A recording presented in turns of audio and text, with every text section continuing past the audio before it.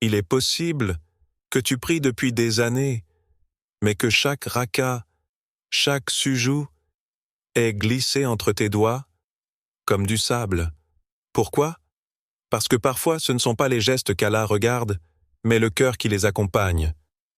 Malheur donc à ceux qui prient tout en étant négligents dans leurs prières. Sourate Al-Ma'oun 4.5. Aujourd'hui, nous allons te révéler 10 oublis qui rendent tes prières sans vie, sans lumière, peut-être même sans récompense. Et à la fin de cette vidéo, tu ne verras plus jamais ta prière de la même façon. Tu oublies pour qui tu pries? Pause. Respire. Dis-toi une chose. À chaque fois que tu dis Allahu Akbar, est-ce que tu sais pour qui tu t'inclines? Ou bien est-ce que ton corps prie pendant que ton âme est ailleurs? Imagine cette scène. Un homme entre dans la mosquée. Il fait les mouvements, rapidement. Il enchaîne les gestes comme on récite un poème sans en comprendre le sens. Puis il se tourne vers le prophète Muhammad et le salue. Le prophète le regarde, doucement, et lui dit « Retourne prier, car tu n'as pas prié. » Le silence, le poids de ses mots. L'homme recommence. Il pense que cette fois, c'est bon. Il revient confiant. Le prophète lui répète « Retourne prier, car tu n'as pas prié. » 3 fois. Pourquoi? Parce que l'intention était absente, parce que son cœur ne s'était pas tenu devant Allah, parce que son corps priait, mais pas son âme. Et toi, quand tu te tiens en face de la Qibla, quand tu dis « Allahu Akbar », que signifie ce mot pour toi? Est-ce une déclaration ou une habitude mécanique? Je n'ai créé les djinns et les hommes que pour qu'ils m'adorent. ADH Dariyat 56. Ce verset n'est pas une information, c'est une invitation, un rappel brûlant. Tu as été créé pour cela, pour le servir, pour l'aimer, pour le chercher. Tout ce que tu vis, chaque battement de cœur, chaque souffle, est orienté vers une seule chose, Allah. Mais le cœur a ses oublis, l'âme a ses distractions. Et parfois, la sala devient un automatisme, un geste répété, sans profondeur. As-tu remarqué à quel point la sala ressemble à un rendez-vous? Un rendez-vous avec celui qui t'a tout donné, celui qui t'a vu pleurer en secret, celui qui t'a protégé dans l'ombre sans que tu ne t'en rendes compte. Et pourtant, à ce rendez-vous sacré, combien de fois arrives-tu en retard? Combien de fois entres-tu sans préparation? Combien de fois t'en vas-tu, sans même avoir parlé à celui qui t'aime plus que ta propre mère? Tu oublies pour qui tu pries, parce que le quotidien t'épuise, parce que le monde te pousse à la distraction, parce que tu crois parfois que prier suffit, alors que la prière sans conscience est vide. Le prophète Az priait jusqu'à ce que ses pieds soient gonflés. Et quand on lui demandait pourquoi, alors qu'il était exempté de tout péché, il répondait « Ne serais-je pas un serviteur reconnaissant ?» Il priait « Non par peur, non par devoir, mais par amour. » Et toi, pries-tu par amour, par gratitude ou par réflexe? Ferme les yeux un instant. Imagine que tu es seul dans le désert. Il n'y a rien autour, pas un bruit, pas un écran. Tu poses ton tapis, tu lèves les mains, Allahu Akbar. Dans ce silence pur, saurais-tu le retrouver? Saurais-tu reconnaître sa présence? Même si ton téléphone est éteint, même si tu ne publies rien, même si personne ne te voit? Parce que c'est là que commence la vraie prière, quand toi et Allah êtes seuls. Il ne suffit pas de prier, il faut savoir pourquoi tu pries, et pour qui. La sala n'est pas un acte, c'est un retour vers celui qui t'a toujours attendu, celui qui te regarde avec tendresse, même quand tu ne le regardes plus. Une fois, un sage disait à ses élèves, « Celui qui prie sans penser à Allah est comme un homme qui frappe à une porte et s'en va en courant avant qu'elle ne s'ouvre. » Est-ce que ce n'est pas ce que nous faisons parfois? On frappe. On dit « Allah, réponds-moi », mais on est déjà reparti. On pense à notre emploi du temps. On quitte la prière, sans avoir réellement été présent. Ceux qui, dans leur prière, sont profondément humbles. Al-Mu'minun 2. C'est cela l'objectif. La khushu, cette douceur silencieuse qui descend dans le cœur quand tu es pleinement là. Présent, offert, aimant. Et si, aujourd'hui, tu faisais juste une prière, une seule, mais avec tout ton cœur, sans rien attendre, juste pour lui, pas pour la récompense, pas pour fuir le châtiment, pas parce qu'il est leur, mais parce qu'il est Allah, et que tu es son serviteur. Tu oublies la présence du cure. Dis-moi, où es-tu quand tu pries? Je parle de toi, le vrai toi, pas ton front contre le sol, pas tes bras croisés, pas ta bouche qui récite sourate après sourate. Je parle de ton cœur, celui que tu caches, celui qui sait, celui qui ressent. Est-ce qu'il est là, ou est-ce qu'il est déjà ailleurs? Tu te lèves, tu fais les ablutions, tu poses ton tapis, tu dis Allahu Akbar, et tout s'enclenche, automatiquement. Mais toi, tu n'es pas là. Ton corps se penche, s'incline, se relève. Mais ton cœur, lui, il est dans ton téléphone, dans les courses du lendemain, dans la réunion que tu redoutes, dans les messages non lus, dans les pensées qui tournoient comme un manège sans frein. Le prophète Muhammad a dit « Il n'est pas écrit pour l'homme de sa prière, sauf ce dont il est conscient. » C'est-à-dire, si tu n'es conscient que de 2 secondes, ce sont ces 2 secondes-là qu'Allah acceptera de toi. 2 secondes, sur tout un raka'a, sur toute une salah, et encore, c'est Allah qui sait si ce fut vraiment 2 secondes ou juste une illusion. Ne médite-t-il donc pas sur le Coran? Ou y a-t-il des cadenas sur leur cœur? Sourate Muhammad, verset 24. Ce verset frappe comme un vent glacé, parce que tu peux lire, entendre, réciter, mais si ton cœur est fermé, rien ne passe. Tout glisse, comme l'eau sur un rocher, et parfois tu récites même des versets qui parlent de toi, mais tu ne les entends pas, parce que tu es absent de toi-même. Alors pose-toi cette question simple, mais tranchante. À quoi bon prier si tu n'y es pas? Ce n'est pas une provocation, c'est une supplication. Allah n'a pas besoin de tes gestes, il n'a pas besoin de tes mots récités sans saveur. C'est toi qui as besoin de le rencontrer. Mais pour cela, tu dois amener ton cœur avec toi, pas le laisser à la porte. Ferme les yeux une seconde. Souviens-toi d'une prière où tu as pleuré. Tu t'en souviens, n'est-ce pas?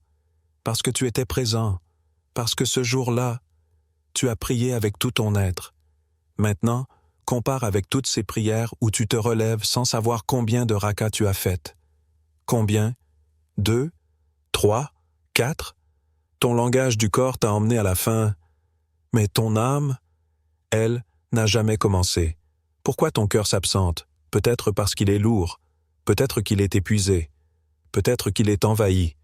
Tu vis dans un monde qui te disperse. Les écrans, les bruits, les urgences constantes. Tu as appris à fonctionner sans jamais ressentir, même dans la salah. Mais Allah ne cherche pas un automate. Il ne veut pas une prière vide. Il veut toi. Et toi seul peux t'offrir à lui. Ibn al-Qayyim disait « Les prières sans présence du cœur sont comme un corps sans âme. » Et toi, combien de prières as-tu offertes, sans vie? Ne te juge pas. Ce rappel n'est pas là pour te faire honte. Il est là pour te réveiller, te ramener, te secouer tendrement. Tu n'as pas besoin d'une foi parfaite, tu as besoin d'un cœur sincère, même s'il est brisé, même s'il est sale, même s'il est fatigué. Juste, ramène-le dans ta prière, dis-lui de s'asseoir, de respirer, de pleurer s'il le faut, et commence là où tu es, même si c'est confus, même si tu ne ressens rien, parce que plus tu ramènes ton cœur, plus Allah te ramènera à lui. Certes, dans cela il y a un rappel pour celui qui a un cœur. Kaf 37. Un cœur, pas juste des oreilles, pas juste une langue, un cœur présent. Et maintenant, la question sacrée, ta prochaine prière, est-ce que tu y seras? Tu oublies le sens des paroles. Style, poétique méditatif, comme un dialogue silencieux entre l'âme et la parole. Rythme lent, souffle court, émotion suspendue. Ta langue parle, ton cœur se tait. Tu dis « Subhana Rabbi al-Allah », mais ton âme ne bouge pas un frisson, pas une larme, pas même un silence. Tu dis les mots de la grandeur, mais tu ne ressens aucune majesté. Tu répètes « Allahu Akbar ». Et pourtant, tout est plus grand que lui, dans ta tête, ton stress, tes projets, tes pensées, tes doutes. Et moi je te demande doucement, quand t'es-tu arrêté, vraiment arrêter, pour écouter ce que tu disais, pas entendre, écouter, écouter avec ton cœur, écouter comme si c'était la première fois, comme si chaque mot t'était offert, comme une perle rare tombée du ciel. Et certes, nous avons rendu le Coran facile à méditer. Y a-t-il quelqu'un pour réfléchir? Sourate Al-Qamar, verset 17. Le Coran est clair, les mots sont légers, mais ton cœur est lourd, pas parce que tu ne comprends pas l'arabe, mais parce que tu ne te connectes plus. Tu dis « Iyaka nabudu wa iyaka nasta'in ». Mais est-ce vrai? L'adoration, l'aide, les demandes que tu chuchotes, sont-elles dirigées à Allah ou sont-elles simplement les mots qu'on t'a appris à réciter, comme une chanson d'enfance, que tu récites sans y croire vraiment? Je veux te raconter une scène, celle d'un homme qui priait derrière le prophète. À peine le prophète a-t-il commencé à réciter « Alhamdulillahi Rabbil Alamin » que l'homme a répondu tout bas « Alhamdulillah Rabbil Alamin » avec mon cœur aussi, ô Seigneur. Et le prophète a, après la prière, s'est retourné vers lui. Il lui a dit « J'ai vu 30 anges se précipiter pour écrire ta parole. » Pourquoi? Parce qu'il a ressenti ce qu'il disait, parce que ses paroles avaient un poids, un cœur, une vie. Et toi, si un ange écoutait tes paroles, courrait-il pour les écrire? Ou passerait-il simplement son chemin en silence? Tu dis « Rabbi Gfir li » et ton cœur ne tremble pas. Tu demandes le pardon, mais sans souvenir de la faute, sans regret, sans larmes. Tu dis « Subhana Rabbiyal Azim » et pourtant, tu es plus concentré sur ton équilibre dans le roukou que sur la grandeur de celui que tu glorifies. Ibn al-Jawzi disait « Certaines prières montent au ciel, mais se retournent vides parce que le cœur est resté en bas. » Pourquoi cette distance entre la bouche et le cœur? Pourquoi ces mots purs deviennent-ils si ternes sur ta langue? Peut-être parce qu'ils sont devenus habitude, et non plus adoration. Mais imagine, juste imagine un instant, tu dis Allahu Akbar, et ton cœur explose de reconnaissance. Tu dis Subhana Rabbiyal Allah, et ton âme s'incline avant ton corps. Tu dis Iyaka nabudu, et chaque syllabe est une déclaration d'amour. Tu dis Rabbi Gfir li, et les larmes tombent sans que tu ne les invites. Ce n'est pas une utopie, c'est ce que ta salat devrait être. Mais pour ça, il faut revenir aux mots, pas les réciter, les ressentir, les vivre, les embrasser avec ton cœur. Et si tu ne comprends pas l'arabe, apprends les traductions, lis les sens, médite, petit à petit, parce qu'Allah regarde ton effort, pas ta perfection. Chaque mot dans la prière est un miroir. Regarde dedans, vois ton reflet, et si ton reflet est flou, c'est peut-être que tu as oublié le sens, mais le sens ne t'a pas oublié. Alors dis-moi, quand as-tu pleuré, rien qu'en entendant Allahu Akbar? Pas parce que tu étais triste, mais parce que tu savais que tu étais devant le plus grand. Tu oublies que chaque prière pourrait être la dernière plan noir. Silence, un cœur bas, puis un souffle. Tu entres dans la mosquée, tu entres dans ta chambre, tu lèves les mains.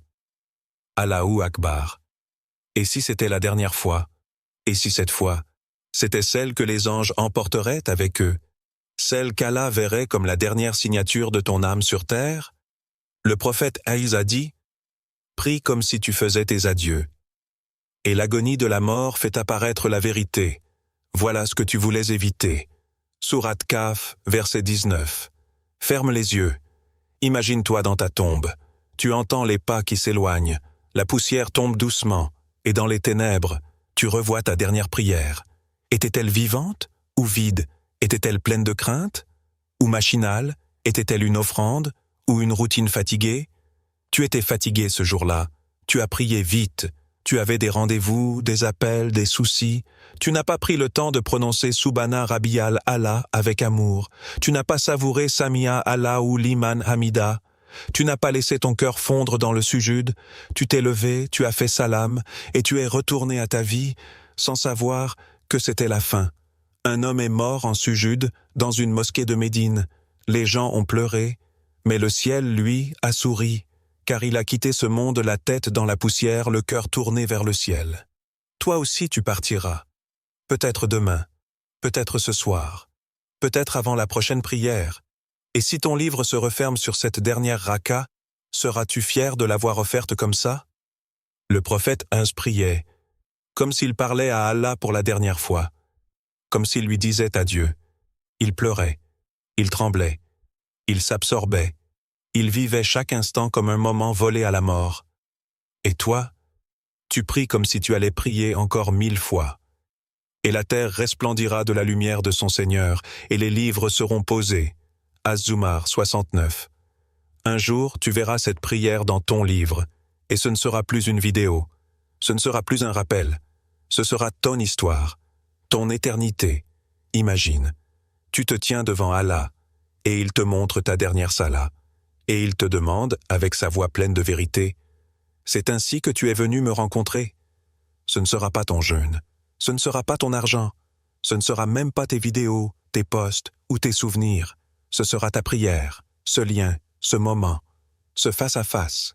Et toi, dis-moi, serais-tu prêt à rencontrer Allah avec cette prière-là? Tu oublies la purification de l'âme avant d'entrer en salat. Tu fais tes ablutions, l'eau coule, tu laves tes mains, ton visage, tes bras, tes pieds, mais quand as-tu lavé ta jalousie? Quand as-tu rincé ta rancune?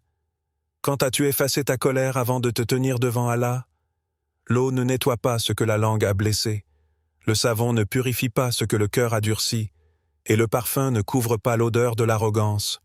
Tu entres dans la salat, le tapis est propre, mais ton âme est chargée, chargée d'un regard trop long sur l'interdit, chargée de mots qui ont humilié un frère, chargée de jugements lancés comme des flèches sur des inconnus. Et tu dis « Allahu Akbar », mais ton cœur est encore attaché à ce que tu viens de faire. Tu dis « Subhana Rabbiyal Allah », mais ton âme n'a pas encore baissé la tête. Réussit, certes, celui qui se purifie et invoque le nom de son Seigneur, puis célèbre la prière. Sourate Al-Alaq, versets 14 à 15. Lis bien, avant, célèbre la prière. Il y a se purifie et invoque le nom de son Seigneur. La salat n'est pas une échappatoire, c'est un retour, un moment sacré. Et Allah t'appelle à venir propre. Corps purifié, oui, mais surtout, cœur purifié. Regarde ton cœur. Il contient tout ce que ton corps ne peut laver, les non-dits, les pensées négatives, les rancunes étouffées. Et pourtant, tu le présentes à Allah comme un vase sale, en demandant qu'il y verse sa lumière. Imagine un serviteur qui entre dans un palais royal avec des habits déchirés, des mains sales et une bouche pleine d'insultes. Comment pourrait-il honorer la majesté du roi? Et toi, devant le roi des rois, tu viens avec des blessures non guéries, des fautes non regrettées et des yeux qui n'ont pas pleuré. Tu te tiens debout, sans t'être allégé de ton fardeau intérieur, sans avoir demandé pardon, sans avoir cherché à nettoyer ton âme.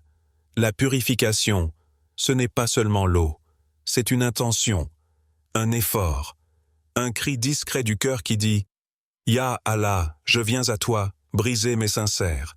Je veux prier, mais propre. » Tu n'as pas besoin d'être parfait, mais tu dois être vrai. Et vrai, cela veut dire avoir essayé d'être meilleur avant de se tenir devant lui. Avant la prière, tu nettoies ton visage. As-tu nettoyé ton orgueil?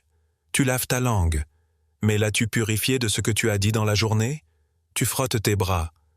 Mais as-tu soulagé la main que tu n'as pas tendue à ton frère blessé? Chaque prière est un mirage, une ascension.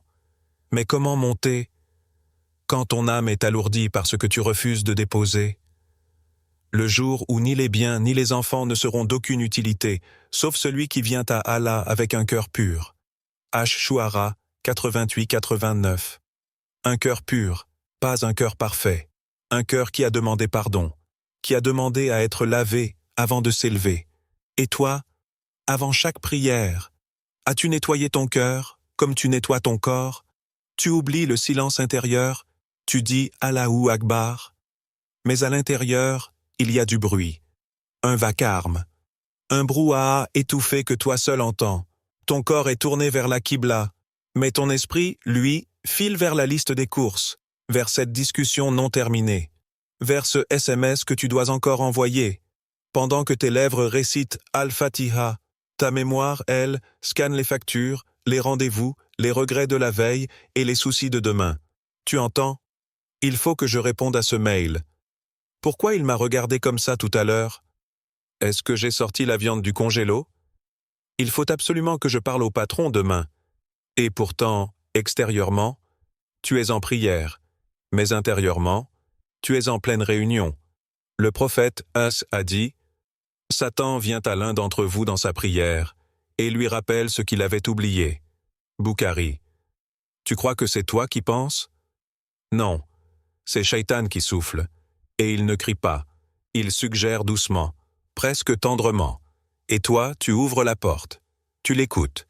Soyez assidus aux prières, et accomplissez la prière comme un acte de soumission. Sourate Al-Baqarah, verset 238. Soumission, pas agitation, pas turbulence, pas bavardage intérieur. Soumission, silence, surrender. Tu entres dans la prière, comme on entre dans un sanctuaire. Mais si ce sanctuaire est envahi de voix, de sons, de distractions, où est la place de la lumière divine? Ferme les yeux un instant. Pas maintenant, dans ta vraie prière. Écoute, quels sont les bruits qui envahissent ton cœur? Quels sont les échos qui te tirent vers le monde pendant que tu essaies de t'élever? La vraie prière, c'est le seul endroit où tu devrais entendre rien d'autre que ton souffle et la parole d'Allah. Tu veux entendre la voix du courant? Fais taire les autres. Tu veux ressentir le calme d'Allah? Coupe les chaînes du monde. Imagine, un serviteur devant son roi, mais il garde son téléphone allumé. Il regarde par la fenêtre. Il pense à autre chose. Quel manque de respect. Quelle perte de l'instinct. Et toi, face à Allah, as-tu fermé les portes du monde? Il a certes réussi, celui qui purifie son âme. Et est perdu, certes, celui qui la corrompt. Shams 9-10. La purification commence aussi par le silence intérieur. Un silence qui ne vient pas naturellement. Il se cultive, il s'impose. Répète dans ton cœur « Allahu Akbar, Allahu Akbar, Allahu Akbar ».